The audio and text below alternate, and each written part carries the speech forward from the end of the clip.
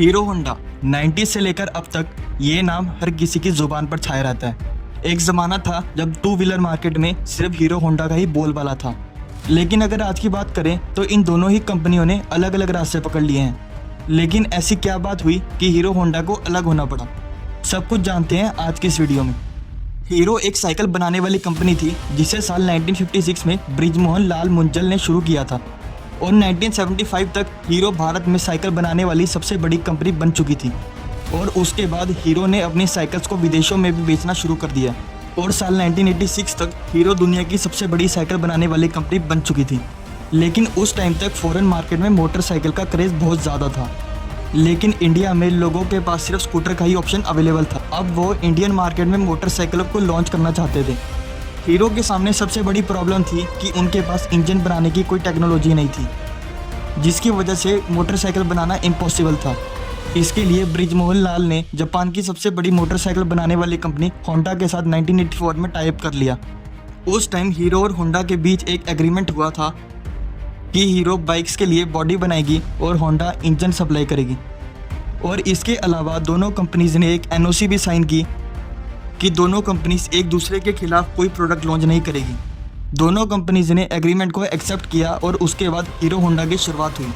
अब tie up के बाद हीरो होंडा ने सबसे पहले प्लांट हरियाणा में लगाया। उसके बाद उन्होंने जल्दी से बाइक की मैन्युफैक्चरिंग शुरू कर दी और 1985 में उन्होंने अपनी पहली बाइक CD100 को लॉन्च किया, जो मार्केट में आते ही सुपर हिट हो गई, क्योंकि इंडियन मार्केट में पहली बार बाइक लॉन्च हुई थी और दूसरा इसकी माइलेज बहुत तगड़ी थी और सबसे इम्पोर्टेंट इसको हर मिडिल क्लास फैमिली अफोर्ड कर सकती थी।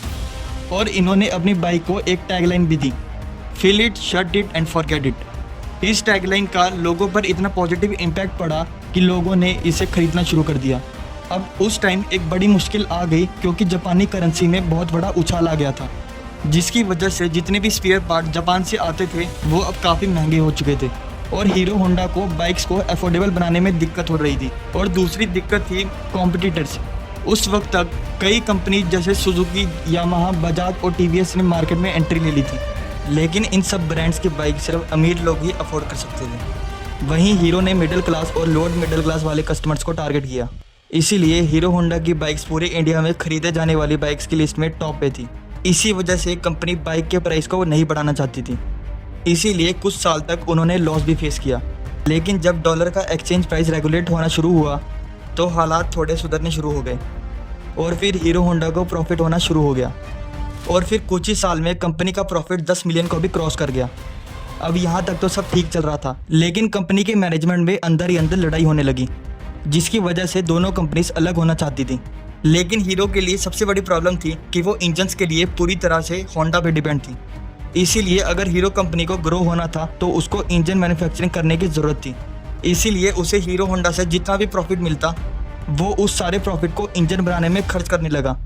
अब जैसा कि इन्होंने एनओसी में साइन किया था कि वो एक दूसरे के खिलाफ कोई भी प्रोडक्ट लॉन्च नहीं करेंगे, लेकिन होंडा ने इसके खिलाफ जाकर साल 1999 में इंडिया के अंदर अपनी खुद की company Honda motorcycle and scooter को स्टार्ट कर दिया और फिर उसी बाइक सेगमेंट में बाइक को लॉन्च करना शुरू कर दिया, जिसमें पहले से ही हीरो होंडा की बाइक्स अवेलेबल थी, जिसकी वजह से हीरो होंडा के कस्टमर्स आपस में डिवाइड हो गए।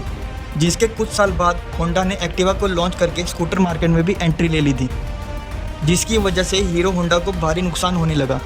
जिसके बाद साल 2010 में दोनों कंपनीज ने अलग होने का डिसीजन ले लिया, जिसके बाद हीरो ने अपनी अलग कंपनी हीरो मोटरकॉर्प की शुरुआत कर दी। अब आज की बात करें तो हीरो और होंडा दोनों ही टू व्हीलर मार्केट में रूल कर रहे हैं। आज की वीडियो में बस इतना ही, मिलते हैं आपसे अगली वीडियो में।